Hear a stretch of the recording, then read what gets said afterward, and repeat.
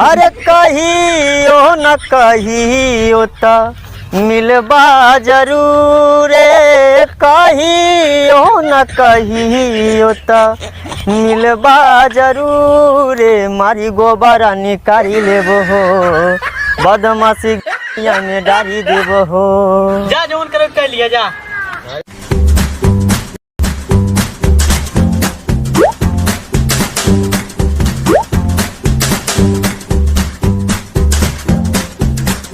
का भेल हो भैया? कैसन के मारे का तो का भेल बतईबा?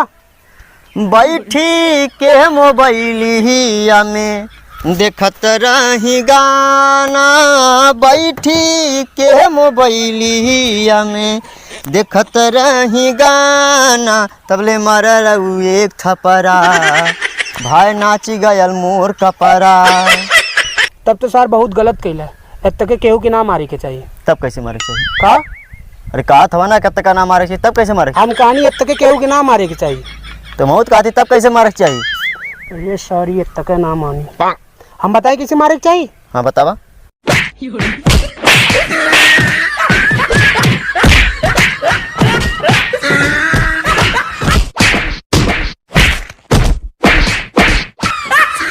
सर प्यार से समझाता नहीं तो ना समझना होता है।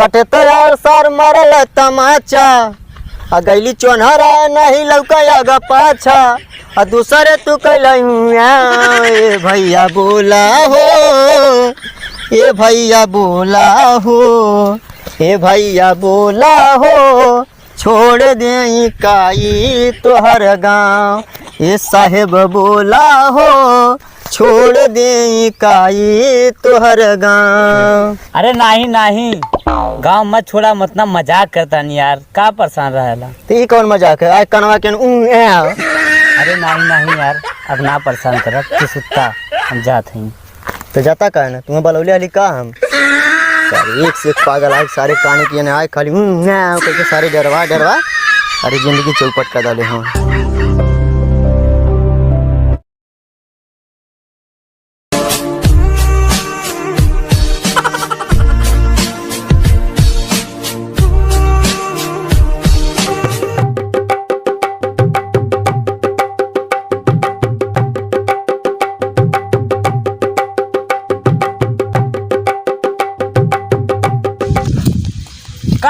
भैया का करत हवा?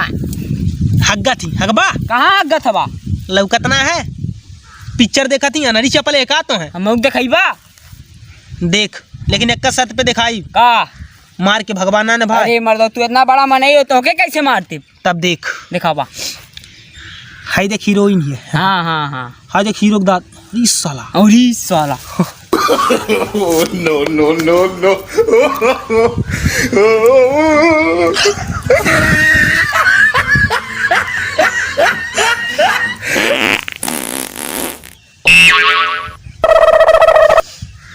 का भेलो?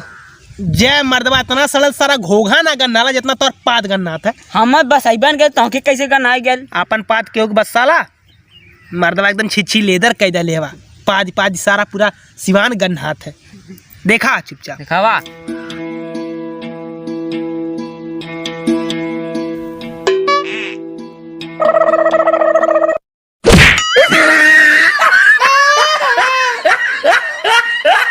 अरे जाए भगवान कैसन लिखला कि समतिया हो, लिखला कि समतिया हो, अकाबा लेखी बाया बहिन मारन हे राम, काबा लेखी बाया बहिन मारन हे Ram.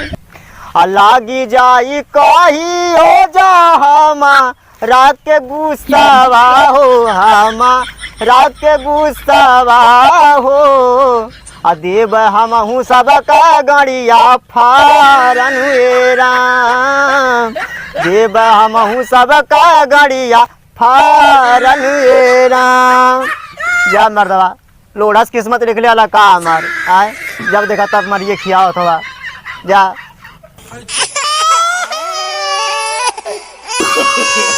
no, no, no, no.